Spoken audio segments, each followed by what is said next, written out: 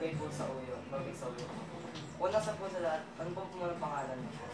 Ako si Josephine Ariola, admin ng barangay sa Uyo. Nanay ba?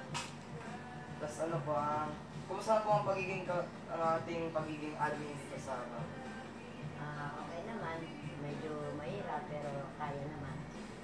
Pagdating sa mga empleyado, kailangan medyo mag-fit para naman ang servisyo ng barangay nagagampan na. Ano po mga problema po kinakaharap po ninyo sa inyo po nasasakupan? Pagdating ng mga empleyado dito sa barangay, siyempre hindi natin maiwasan na meron din mga kasaway.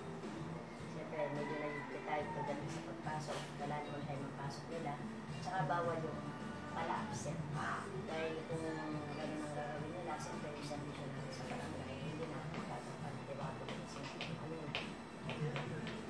Kamusta po yung mga livelihood programs po ninyo dito sa Ang livelihood programs dito, marami binababa yung mga consultative, mga livelihood.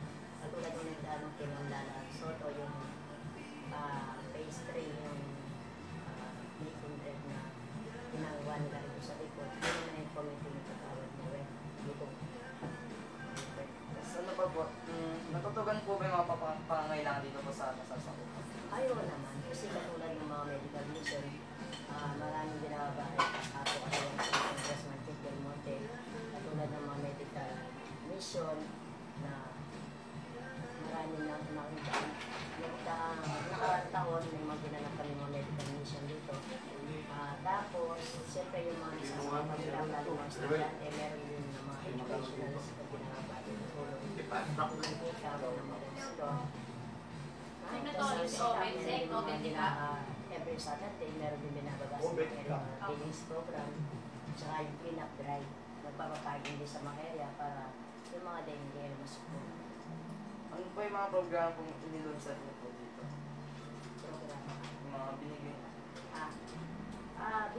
Bilang barangay admin, katuwang Delete Up, bumababa ako sa area, tinitignan ko yung mga pangangailangan ng mga barangay natin.